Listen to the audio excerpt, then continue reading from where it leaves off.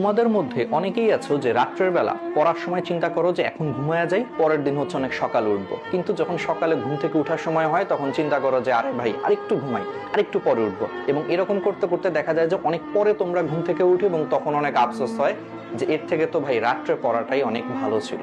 স্বপ্নটাকে হচ্ছে বড় করে দেখো। তোমার মধ্যে যে স্বপ্নটা আছে সেই স্বপ্ন জিনিসটাকে অনেক বড় করে দেখতে শিখো। আমি একটা এক্সাম্পল দিই। ধরো তুমি আজকে ঘুমাইছো, পরের দিন মনে করো অনেক ভোরে উঠতে হবে। তোমাকে কোনো কারণে বলা হইলো যে পরের দিন ভোরে উঠে তোমার কোন একটা বন্ধু ফোন দিল যে দোস্ত চল একটা ম্যাচ আছে। শুক্রবারের দিন, বন্ধের দিন, তোমাকে একটা বন্ধু ফোন দিল যে দোস্ত আজকে একটা ফুটবল ম্যাচ আছে, আজকে একটা ক্রিকেট ম্যাচ আছে সকালে অমুক মাঠে।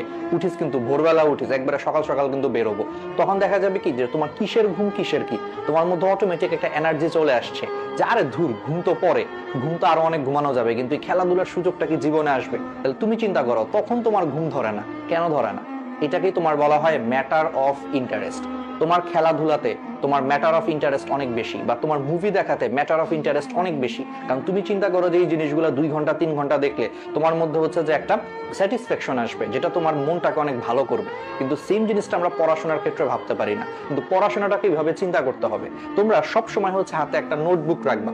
হাতে একটা নোটবুক রেখে তোমরা সেই নোটবুকটাতে সব সময় হচ্ছে তোমরা সেই নোটবুকটাকে লিখে রাখবা যে আমি হচ্ছে 2022 সালে গোল সেট করবা যে এই এই কাজটা করব, 2023 সালে হচ্ছে যে আমি অমুক জায়গায় চান্স পাবো, 2024 সালে আমি এটা করব, 2030 সালে হচ্ছে ঢাকা শহরে একটা ফ্ল্যাট কিনবো। এরকম অনেকগুলো তুমি তোমার স্বপ্ন লিখে রাখবা যে, এবং এই সবগুলা স্বপ্ন সত্যি হবে পড়াশোনার মাধ্যমে। তখন দেখবা তুমি পড়াশোনার মানে খুঁজে পাবা, তোমার কাছে স্বপ্নটা হচ্ছে অনেক বড় মনে হবে। তখন তোমার সকালবেলা যখন ঘুম ভাঙবে না, বা রাত্রেবেলা যখন অল্প পরেই ঘুম ঘুম ধরতেছে, তখন নিজের ভিতর থেকে বলে উঠবে আরে ভাই তুই কি করতেছিস, তোর না 2023 সালের মধ্যে এটা করার কথা, তোর না 2030 সালের মধ্যে এটা করার কথা। এটা করতে গেলে তুই ভাই এখন জাগ, এখন পর, দেখবো অটোমেটিক নিজের ভিতরে হচ্ছে এটা আগুন জ্বলে উঠতেছে এবং তোমার ঘুম কিন্তু চলে গেছে। তোমার হাতে 5 সেকেন্ড সময় আছে। ধরো তুমি আজকে অ্যালার্ম দিছো যে তুমি ঠিক ভোর 6টায় উঠবা, ভোর 5টায় উঠবা।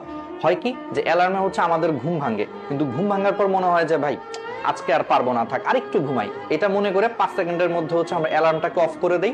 আর সেই 5 সেকেন্ডের জায়গায় দেখা যায় যে পরবর্তীতে আমাদের আরো 2 ঘন্টা 3 ঘন্টা ঘুমায় আমরা কিন্তু সেই দেরিতে উঠি। এই জন্য সবসময় মনে রাখবা তোমার হাতে ডিসিশন নেওয়ার জন্য মাত্র 5 সেকেন্ড আছে। যখন তোমার অ্যালার্ম বাজবে, ঘুম ভাঙছে, তুমি যদি 5 সেকেন্ডের মধ্যে নিজেকে বিছানা থেকে তুলতে না পারো, তুমি আসলে এই ঘুম থেকে উঠতে পারবা না। তোমার 5 সেকেন্ড পরেই শয়তান তোমার ভিতরে প্ররোচনা দিবে যে ভাই তুই আরো ঘুমা, আরেকটু ঘুমা, আরেকটু ঘুমা, আর 10 মিনিট ঘুমা, সমস্যা কি, 10 মিনিট পরে উঠিস। দেখা যাবে যে তুমি সেই 5 সেকেন্ডের মধ্যে অ্যালার্ম অফ করে ফেলবা, আর 10 মিনিটের জায়গায় 2 ঘন্টা ঘুমায় ফেলছো, কোনো খবরও নেই। তো আজকে থেকে মাথায় রাখবা, যখনই তোমার অ্যালার্মের কারণে ঘুম ভাঙবে, 5 সেকেন্ডের মধ্যে হচ্ছে তুমি বিছানা থেকে উঠে যাবা, তাহলে দেখবা তোমার ঘুম কিন্তু দূর হয়ে গেছে। আমাদের মধ্যে অনেকেরই বাজে অভ্যাস আছে, রাত জেগে জেগে হচ্ছে ফেসবুকিং, ইউটিউবিং করি, বা মেসেঞ্জারে হচ্ছে যে চ্যাট করি, হোয়াটসঅ্যাপে চ্যাট করি।